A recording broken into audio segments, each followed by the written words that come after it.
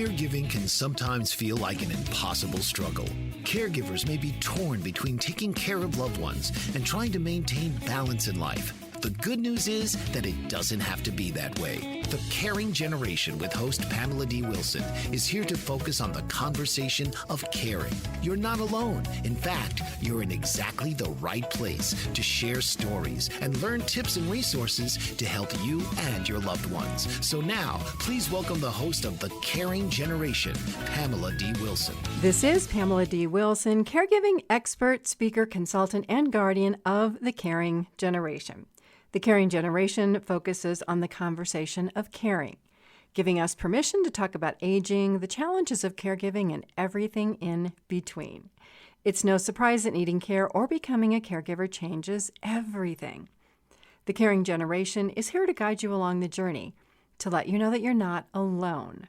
You're in exactly the right place to share stories, learn about caregiving programs and resources to help you and your loved ones plan for what's ahead. Invite your aging parents, spouses, family, and friends to listen to the show. If you have a question or an idea for a future program, share your idea with me by responding to my social media posts on Facebook, Instagram, Twitter, or LinkedIn.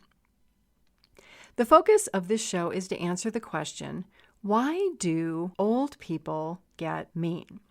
I'll share 5 areas to offer insights for young adults who may not be able to imagine what it's like to be old. Insights for caregivers in all walks of life, family and professional, and for middle-aged and older-aged adults who are experiencing some of these concerns and perhaps feeling a bit misunderstood or ignored. On a topic that is frequently misunderstood, our guest is Dr. Jennifer Frontera, who offers factual information about her research at New York's Langone Medical Center about COVID-19 patients. Dr. Frontera is a professor of neurology at NYU Grossman School of Medicine and specializes in neurocritical care and stroke. She graduated from Johns Hopkins School of Medicine and later completed neurology residency as well as stroke and neurocritical care fellowships at Columbia Presbyterian Hospital in New York. Her research has centered on epidemiology and outcomes among patients with brain hemorrhages, with a recent focus on the neurological impact of COVID-19. She's authored over 25 articles related to SARS-CoV-2 and receives funding from NIH, NINDS, NHLBI, and NIA for her COVID-related projects. Dr. Frontera also sits on the WHO Brain Health Task Force for neurological complications of COVID-19. Why do old people get mean? The first reason that many are now more understanding about the pandemic related to isolation and loneliness. How has being alone more often affected you from a mental and physical perspective? Think back to the beginning of the pandemic in early 2020 when social distancing was mandatory. Stay-at-home orders were in place in many parts of the world. Non-essential stores were closed, as well as gyms, beauty shops, restaurants, hotels, many of the other service providers. Leaving home was a rare event. Today, the world has opened up again, but you might look at going out and doing all of the things you used to do from a much different perspective.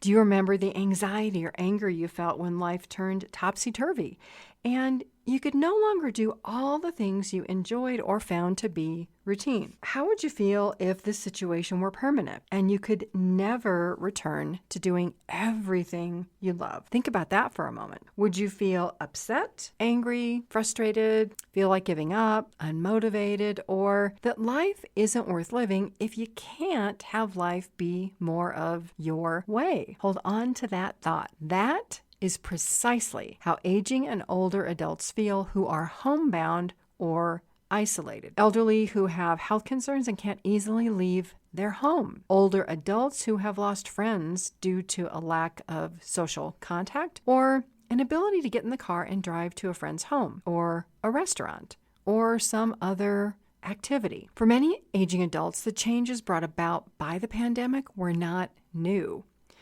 They were already living under these constraints without the added fear of catching a virus.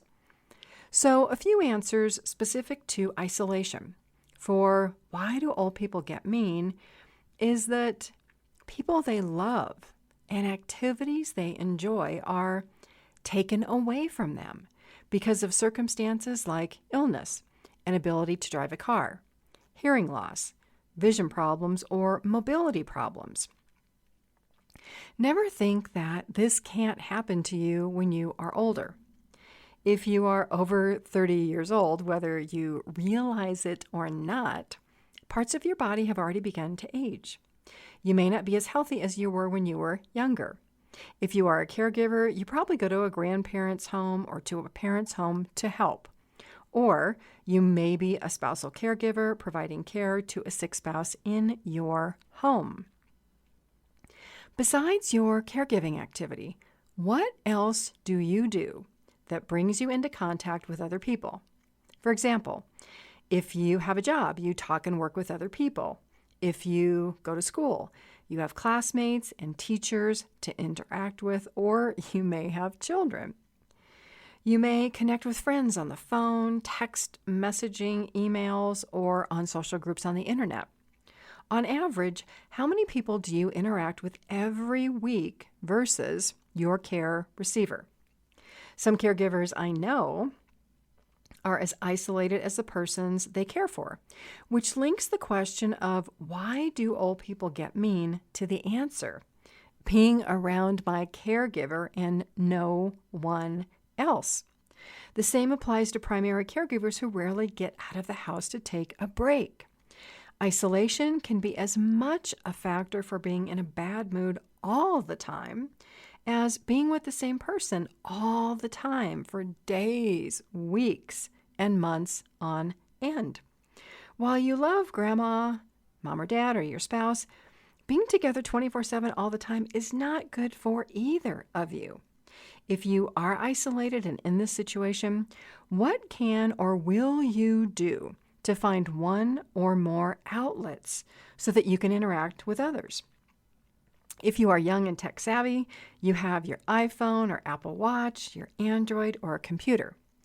Your aging parent or grandparent may not be tech savvy, which lessens the options for outside contact without leaving the home. In this case, how can you support technology use? One bright spot of the pandemic is that video calls are now as common as the rising and setting of the sun if one has access to a cell phone, tablet, computer. How can you help connect your loved ones to others in the family or friends across the country?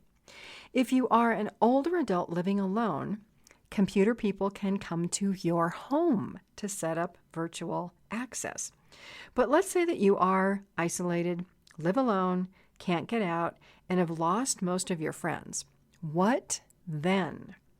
The answer is that it depends on the level of your interest and motivation to become involved in solo, one-to-one, or group activities over the internet.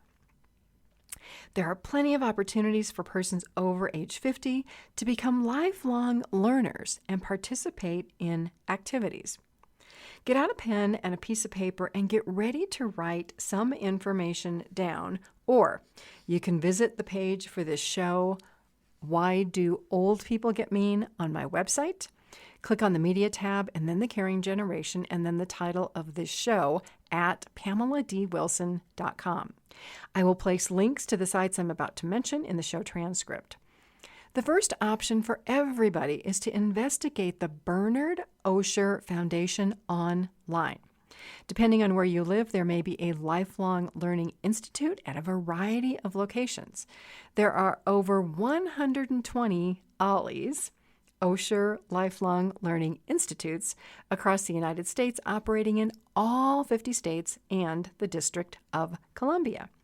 You can download the list of locations from this show transcript. I live in Colorado. There are 8 locations here. Now let's talk about ways to meet new people and make friends. Volunteering in person or virtually is good for the mind, body, and soul. Research confirms that volunteering has positive effects for the volunteer and the people and causes helped through volunteer efforts. In addition to contacting local volunteer organizations you might be aware of, search for opportunities on the United Way and AARP websites. If virtual volunteering is your goal, the source for this is Volunteer Match. In your efforts to reduce isolation and increase socialization, tongue-tied, be open to all opportunities, in person and virtual. You never know. The next person you meet could become a future best friend.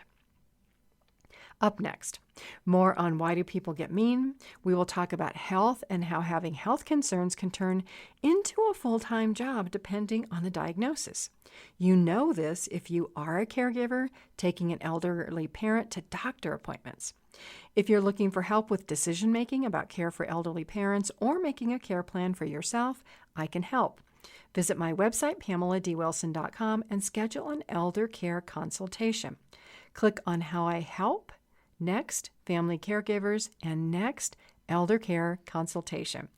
This is Pamela D. Wilson, caregiving expert, author, and speaker on the caring generation. Stay with me. I'll be right back.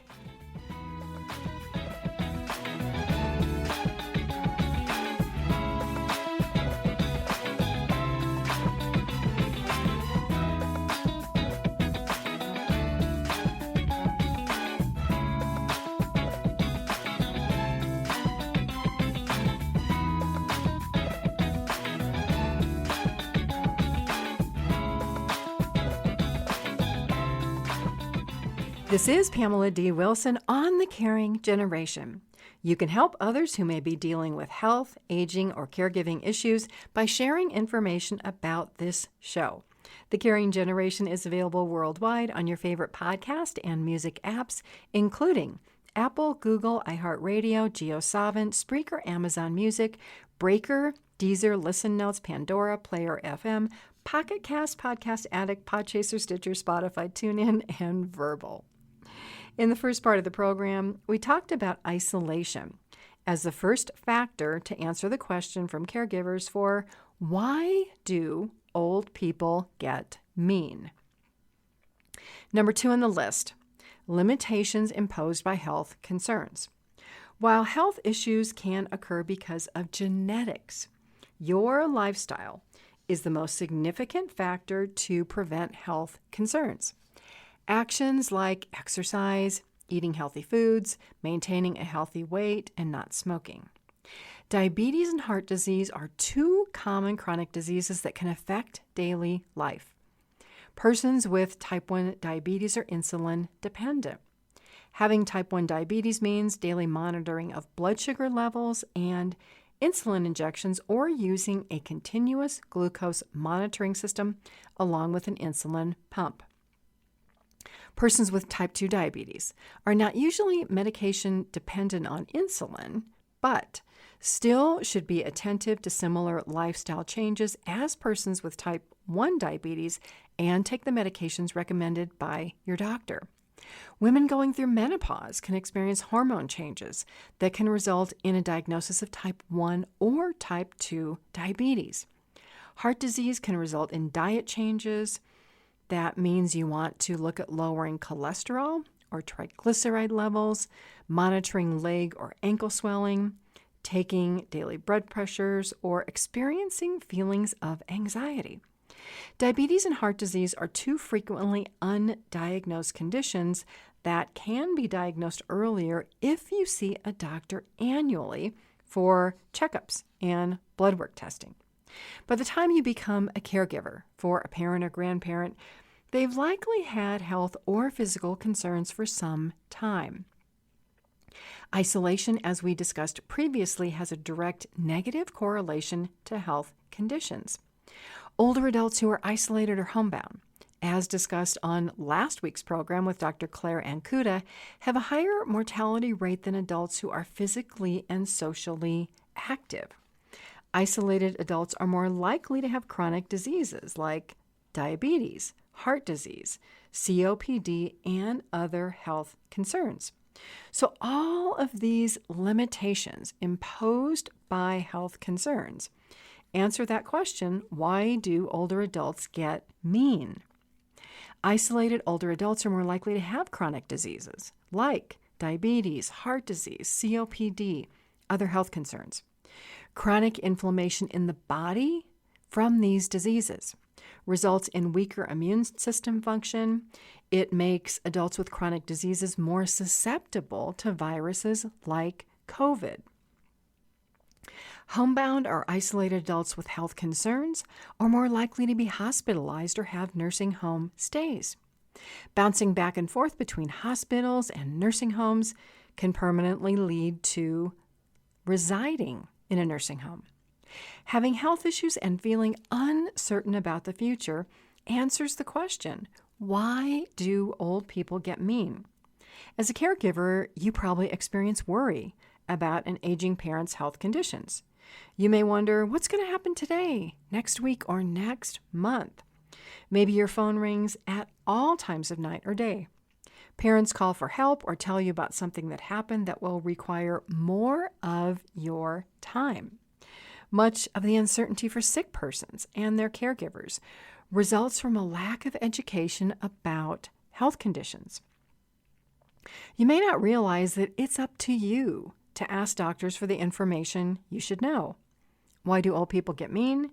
Constant worry about health conditions or constantly feeling bad because you don't know what you should be doing to manage a health condition. Feeling sick all the time is enough to make anyone feel cranky. If an aging parent has various health conditions, going to multiple doctor appointments or seeing several specialists can be time-consuming. It's one thing if your parent can drive him or herself to these appointments and remember what happened. It's very different if your parent goes to the doctor and can't remember any of the recommendations or the follow-ups. Older adults who live alone, those who don't have a friend or an advocate to help with health issues, fare worse than older adults who have a consistent caregiver. When health issues exist, good organizational, planning, and follow-up skills result in better care. If you don't have a system to track your health or medical care, this is a project to add to your to-do list or ask someone to help you organize. Learn everything you can about managing your health care and what it takes to stay in the home. Information to help aging parents and loved ones stay at home is in my online caregiver webinar course that you can watch. It's called Taking Care of Elderly Parents, Stay at Home and Beyond.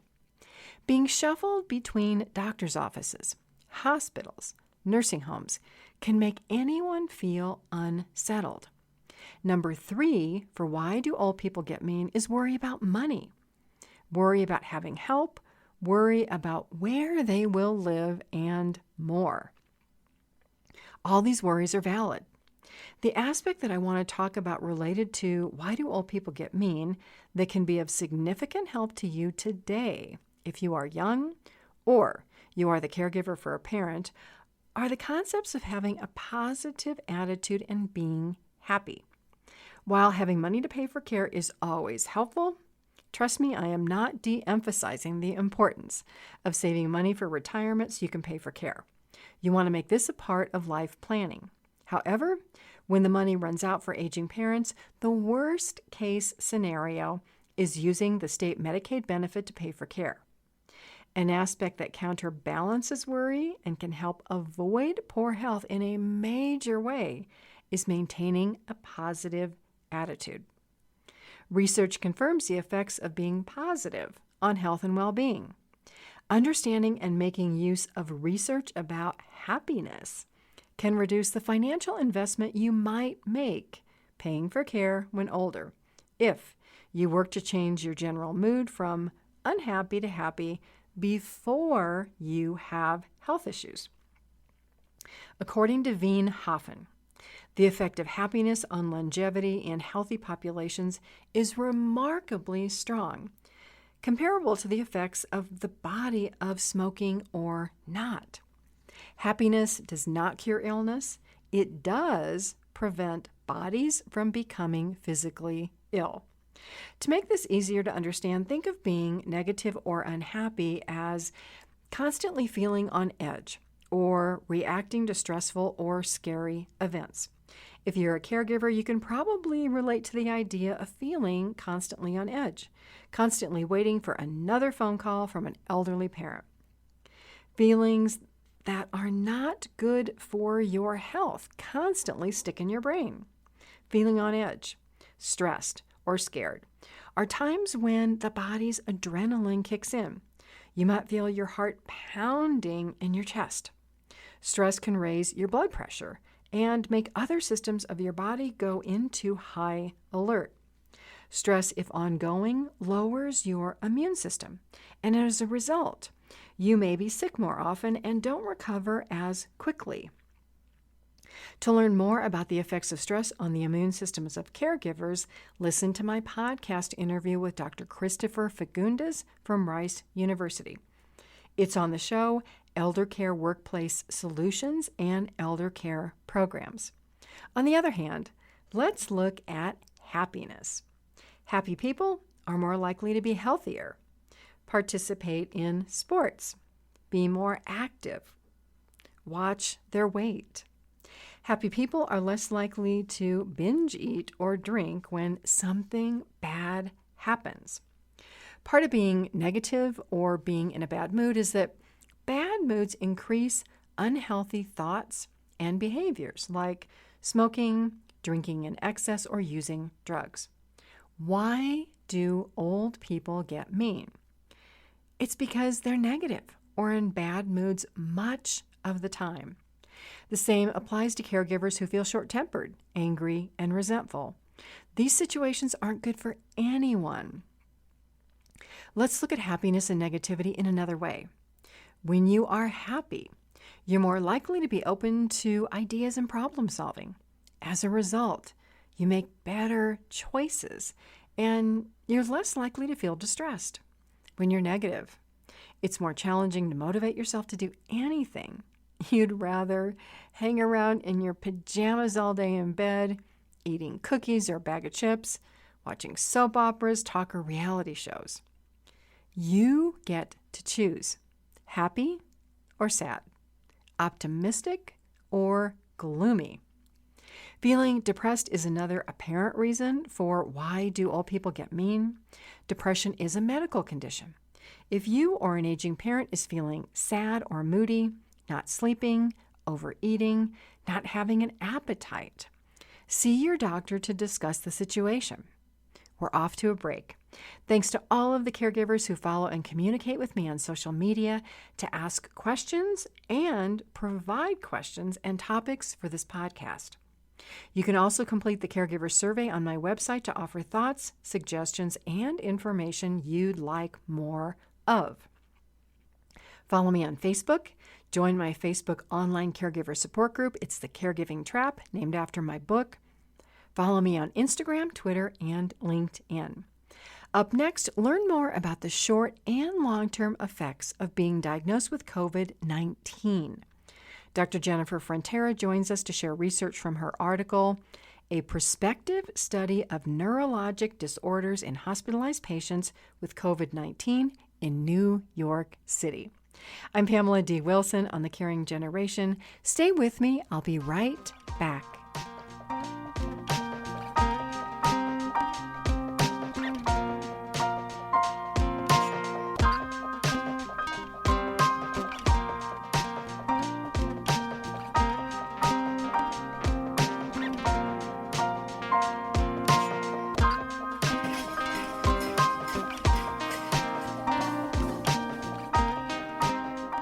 This is Pamela D Wilson on The Caring Generation.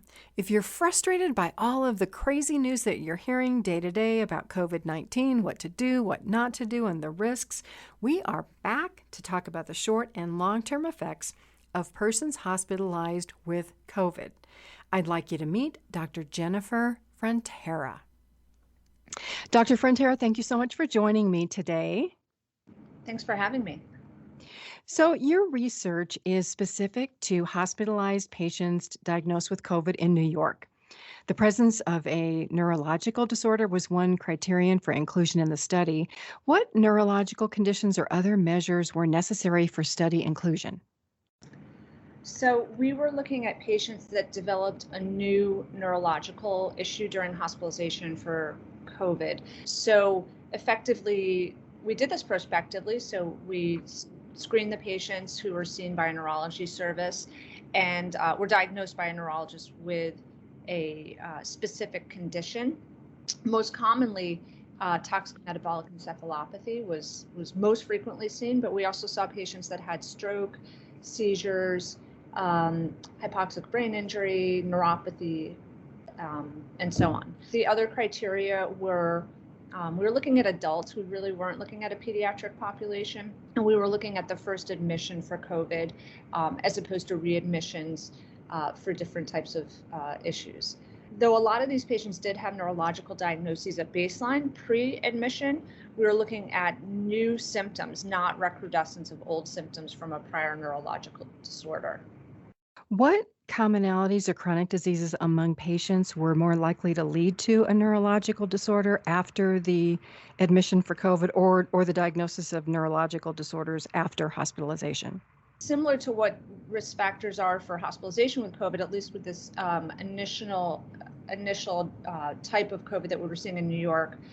So older patients, male patients, those that had higher BMI, body mass index, histories of hypertension and diabetes sort of was predisposing factors for folks to develop neurologic complications. And then, of course, patients that had a history of a neurological issue were more at risk for developing a new neurological complication during hospitalization. How did the combination of the COVID diagnosis and a neurological disorder affect in-hospital deaths or the possibility of someone being able to return home? If a patient had a neurological complication, their chances of dying in the hospital were significantly higher than if they did not. So 35% of patients that had a hospital complication, had a neurologic complication, died in the hospital versus 19% who did not have a neurologic complication. So these are very high numbers. You sort of have to take into account that during this was the first surge in New York, and we really were under-resourced and hospital systems were overwhelmed. So the mortality rates were higher than what you would see in a properly resourced setting in the United States. Even after adjusting for other factors that contribute to mortality in hospital, having a neurologic complication was a significant factor amongst those who died versus those who did not. A couple of questions. So there's a lot of talk out there about the idea of brain fog. So what percentage of the population that's been hospitalized is likely to have neurological conditions associated with COVID that continue when they go home? We looked at 6-month outcomes in this cohort, and we're looking at our 1-year outcomes now. And 50% of patients that we were able to test at 6 months, and by that I mean we had these patients undergo a telephone MoCA, which is the Montreal Cognitive Assessment, which is kind of a very standard screening assessment for cognitive impairment. And half of the patients that we interviewed had abnormal scores on this metric. That included patients that had neurologic complications during hospitalization and those who did not. In fact, they were equally at risk, those two groups, at 6 months. So this is a relatively high number, higher than what we necessarily would have expected. You know, it's not that it's due to COVID itself. We have not definitively shown that, but it's likely due to secondary effects of having COVID, meaning low oxygen levels for protracted periods of time, low blood pressures from COVID-related sepsis, abnormal electrolytes, other various things that go with being critically ill in a hospitalized setting, or just sick enough to be hospitalized from COVID. The direct neurological effects of the virus are probably frequently discussed, but probably not the main driving factor for most of these sequelae. So I think we're still trying to understand the mechanisms underpinning cognitive impairment after COVID hospitalization, but certainly there's something concerning going on there. And so you're following some of these patients. So what do we know about short and long-term cognitive effects? Can it get better? Does it get better, or is it likely to remain the same or get worse? So that's exactly what we're sort of looking at with our 1-year trajectory data. We really want to understand, was this a static insult, meaning that maybe they had low oxygen levels for the period of the acute illness, it's over with, and now they're going to sort of regain cognitive function or stay the same? Or is this a progressive neurodegenerative issue where these patients might get worse over time, which would be the scenario that you really kind of dread? So, I think with our 6-month or 1-year data, we'll have a little bit of a better understanding of what trajectories these patients are taking. And it might be variable. Not everybody with cognitive impairment 6 months later has that for the same reason. So certainly if you had a stroke or intracranial hemorrhage during your hospitalization, one might imagine that you're going to have some cognitive deficits 6 months, 1 year out. If you did not, and you still have cognitive deficits, then there's another factor at play that we really need to try to understand better. Well, and you made me think of another question. So I want to kind of give our listeners a little bit of hope here. It's just not COVID, to your point, that causes these cognitive issues. It's the lack of oxygen to the brain. It's other issues. So if you would set COVID aside, really anybody that has any of those other issues, they also could have cognitive impairment that's not even related to COVID, correct? Yeah, that's right. So in large cohorts of patients with ARDS, so acute respiratory distress syndrome, which basically means patients that have very low oxygen levels from a variety of factors, but most often severe pneumonia, like these COVID patients, 50% of those patients traditionally will have cognitive outcomes that are abnormal when you study them. And so, certainly in that case, it's related to prolonged hypoxia, being on a ventilator for a long period of time, et cetera, and all the things that go with being critically ill.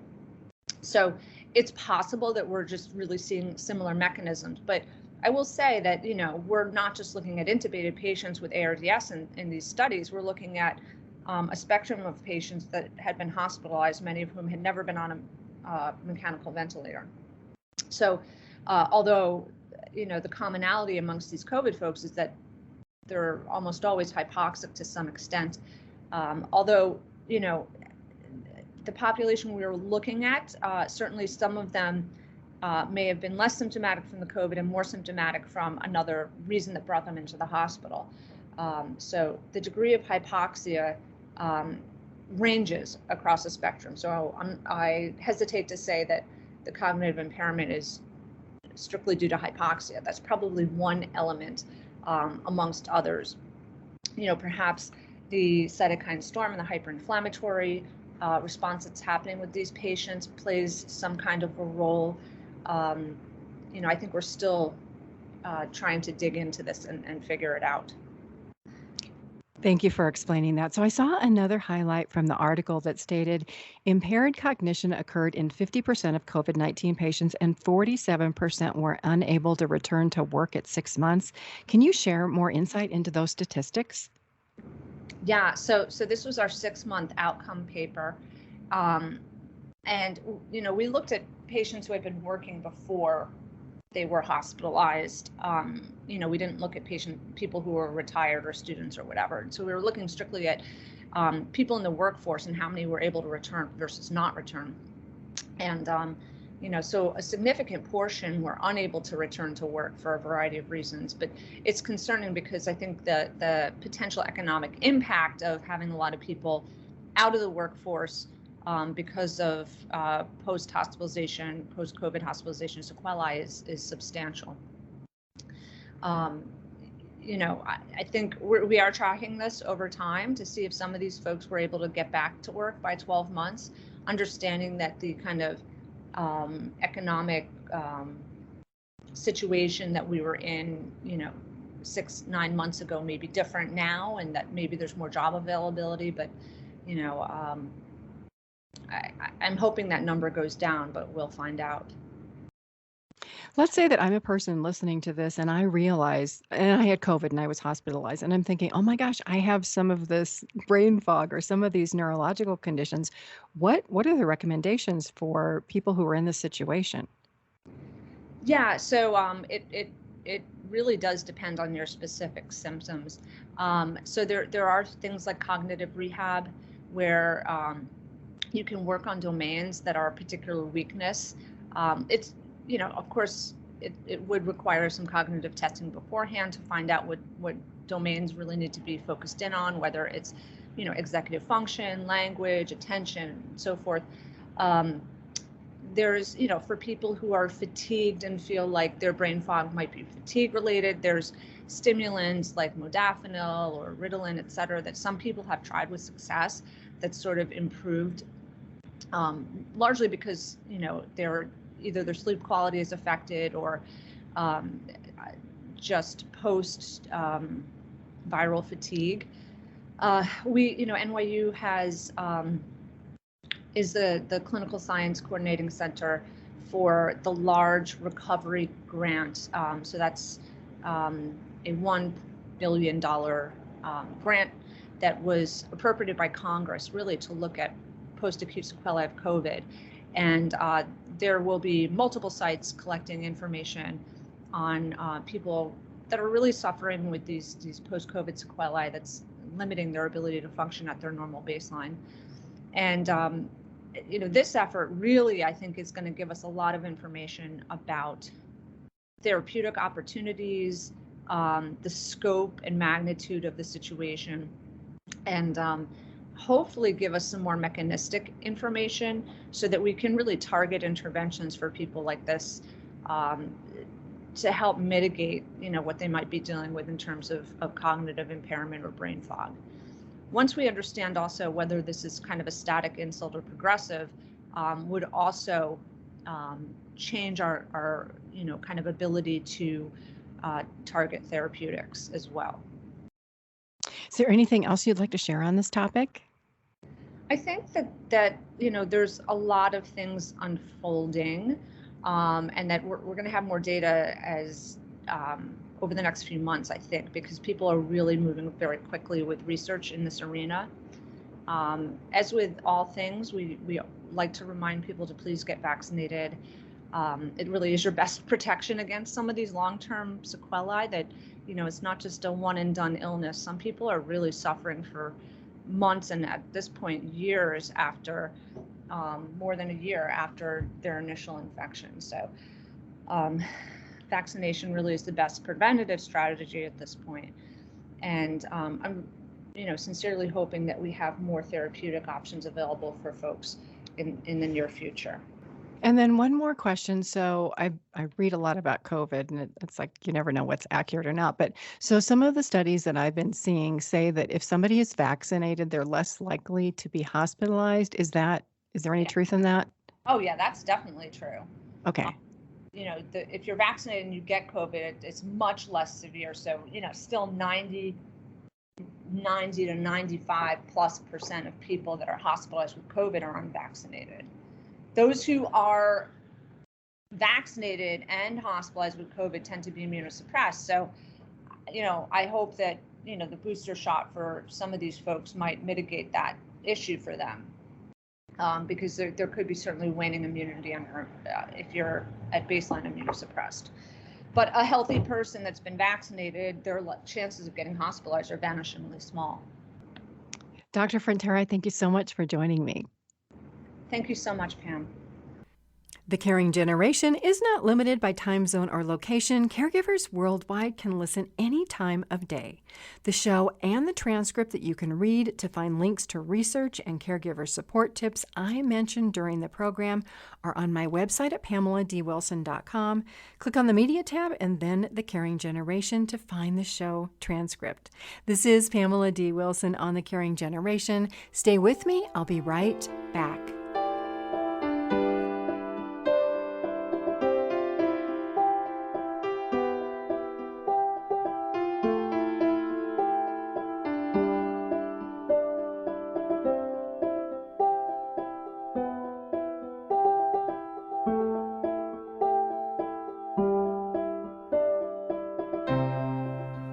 This is Pamela D. Wilson, caregiving speaker, expert, and advocate on the Caring Generation program for caregivers and aging adults. Whether you are 20 or 100 years old, you're in exactly the right place to learn about caregiver support programs to help you and your loved ones plan for what's ahead. If you're not sure how to talk to your children about caregiving issues, or if you've tried to talk to your aging parents, let me start the conversation for you. If you're looking for information and tips about caregiving, visit the Caring for Aging Parents blog on my website, PamelaDWilson.com. I want to follow up on my conversation with Dr. Jennifer Frontera to put making decisions about vaccines or making any decision as an aging adult or a caregiver to put this into perspective. When people contact me for an elder care consultation, it's usually because they are seeking information or wanting assistance in making a plan for care or in making decisions. I will give you 10 questions to ask to help you decide about getting the COVID vaccine or not. Up front, I want to make it clear that it is 100% up to you to vaccinate or not. I can't tell you what to do. What I can do is ask you 10 questions that you should ask yourself or your family members. Making uncomfortable decisions is another factor that answers the question of why do old people get mean? People feel pressured to make a decision and may feel that they don't have enough information. On the subject of do I not get a vaccine? Let's begin with family, health history, and hereditary diseases. Question 1. In your family, what chronic diseases exist with grandparents and parents? If anyone in the family has died, what did they die from? A chronic disease is something like heart disease, high blood pressure, diabetes, arthritis, breathing disorders, kidney disease, dementia, cancer, and others. Question 2. Do you have any of these chronic diseases? Question 3. How do you know if you have a chronic disease? When was your last annual medical checkup and blood work? High blood pressure and diabetes are two highly undiagnosed chronic diseases. You can have them and not know. Question 4. Why is knowing if you have a chronic disease important specific to COVID? Statistics indicate persons with chronic diseases are more susceptible to COVID and can require hospitalization. Question 5. Many people don't think they need a COVID vaccine because they believe they are healthy. How do you know what it means to be healthy?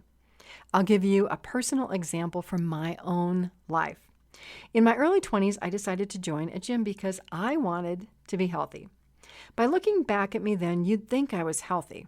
No obvious issues. I was at a good weight, wore size 6 clothes. I went to my first beginner aerobic class, and I barely made it through the class. I was out of breath. My heart was beating 1,000,000 miles an hour. I was physically exhausted by the end of the class. You might be wondering why I went in the first place. My mother was sick all the time with cardiac issues, high blood pressure, threats of aneurysm, mini strokes. I did not want to be or live like her. So, if you are healthy, the question to ask yourself is, are you defining health by your own definition and what you know, the limits of what you know? Or are you defining it by what the healthcare system identifies as being in good health? Can you walk up a flight of stairs, walk a mile, carry groceries in from the car without becoming out of breath?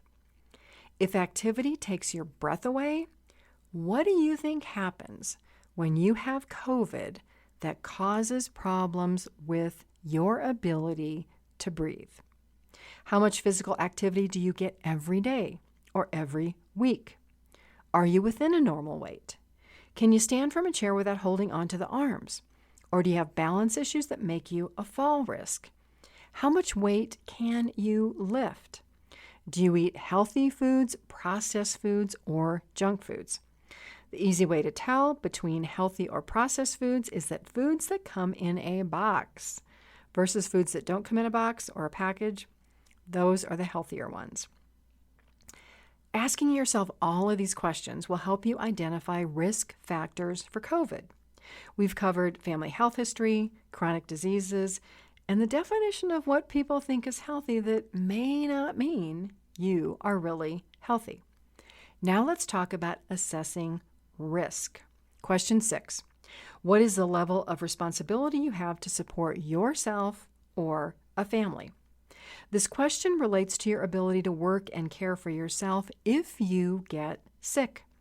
Do you have children who rely on you or a spouse? If you're not healthy and you have a chronic disease or you are a stressed out caregiver, research confirms you may have a weakened immune system that makes you more susceptible to viruses of all types, colds, the flu, and COVID. Question 7. Worst case scenario. You are hospitalized from COVID. You heard the statistics provided by Dr. Frontera. Persons hospitalized for COVID usually don't come home healthier than they were before going into the hospital. Many come home with neurological and cognitive issues similar to having Alzheimer's or dementia. Many can't return to work. If you can't work, how do you financially support yourself and your family? Question 8. If you get COVID and you have more health issues after COVID and you can't work and you need care, who will be your caregiver? Is it your young children? Is it your spouse? 9. If you are healthy and people in your family have chronic diseases or are older, what happens if you bring COVID into the home and give it to a parent or grandparent?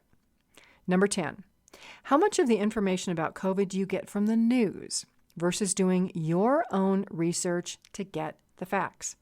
And last, if you wrote down answers to these questions on paper, what do those look like?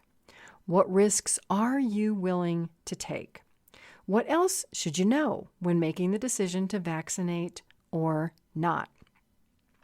As you can see, making decisions about health and aging can be way more complicated than you think, which is why old people and their caregivers get mean when you don't understand available information, and the answers seem to keep changing every day.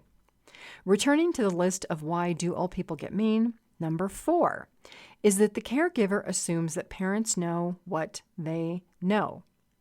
Caregivers see parents as more experienced, older, and wiser.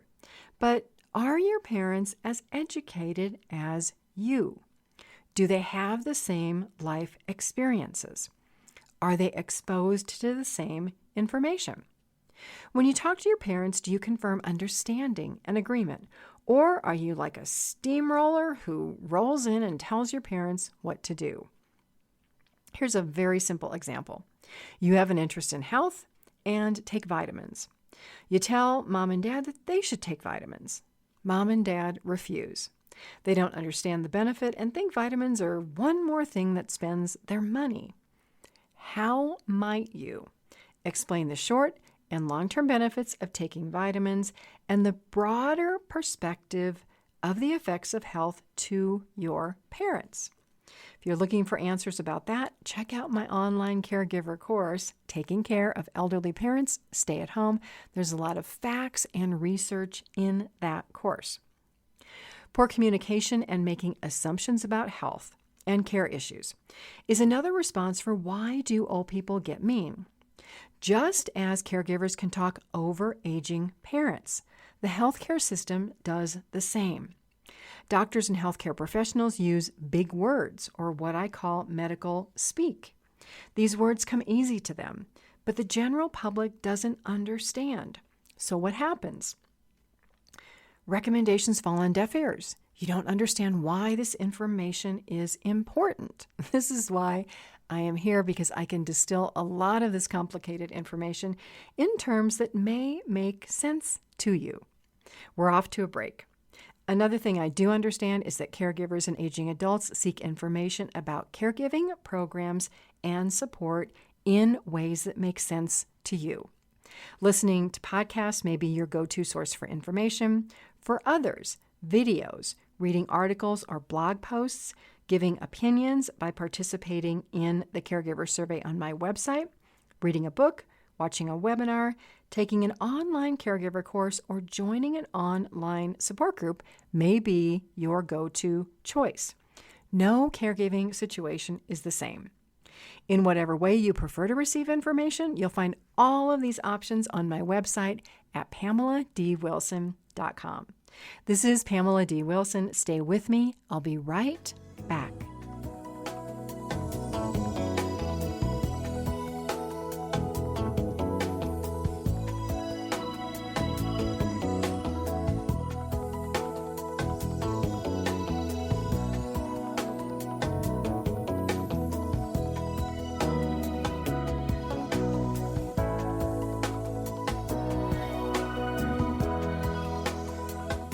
This is Pamela D. Wilson, caregiving expert, speaker, and consultant on the caring generation.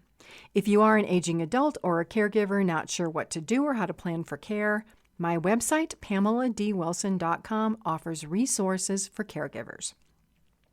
Check out my caregiving library, my Caring for Aging Parents blog, listen to all of the Caring Generation podcasts, read the show transcripts, watch videos, check out caregiver courses online, and introduce your parents, siblings, friends, and people in your workplace to my YouTube channel featuring hundreds of caregiver videos.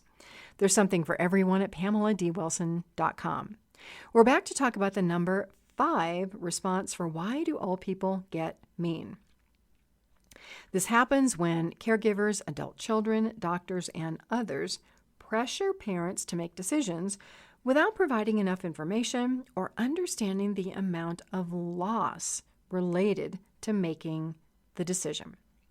Losses relating to decision-making can be experienced at all ages.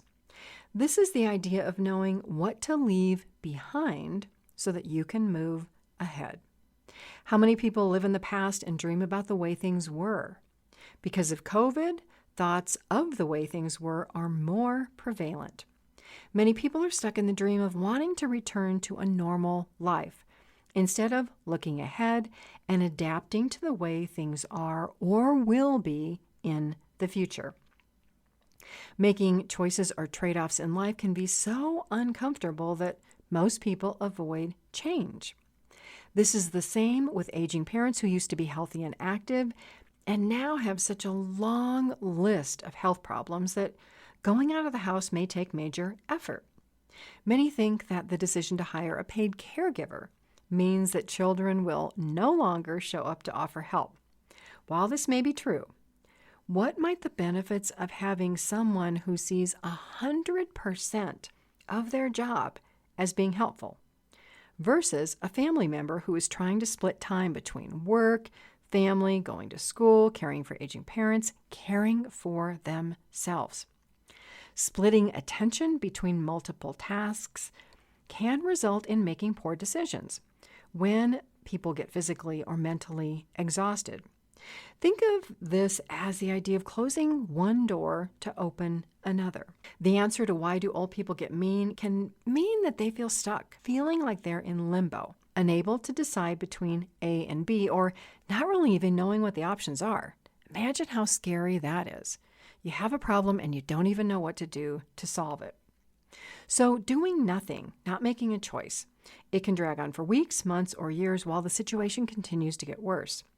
The choices that aging parents have to make often have major consequences. The same challenges in decision-making exist for caregivers. Making decisions to please others may ultimately result in an aging parent or the caregiver feeling resentful, angry, or mean. While it's nice to keep all options on the table so that there is a degree of flexibility, you can create decision points to move projects forward. For example, when mom or dad are no longer safe at home because of multiple falls, leaving the burners on the stove turned on, multiple car accidents, then it's time to consider bringing paid caregivers into the home, possibly daycare, or moving mom or dad to assisted living. Realize that care choices can be progressive if you ask all the right questions, gather information, know your options, and develop a plan that you can use. You'll reduce stress, sleep better at night, and eliminate many of the reasons for why do aging parents and old people get mean. The process of talking about options and investigating information can be stressful. Trade-offs may have to be made. All of those memories in your parents' attic may have to be donated to family members or given to the Goodwill. It's easy to become prisoners of our past when all we think about is the way things used to be, or about the decisions we should have made. What we focus our attention on affects the results in our present life, and it can hold us back or move us to a future that may be better. It's possible that your parents may be dwelling on all the things they wanted to do in life, but did not, when they appear mean or disagreeable. How many of us replay an event in our life that brings back the same emotions we felt when originally experiencing the event? Remembering negative events only makes the memory more vivid, and it doesn't allow us to move forward. If you are a caregiver wondering why a parent or old people get mean, gain a better understanding of the isolation, the changes and limits of health and abilities, and the difficult choices that have to be made, plus the effect of being negative or positive.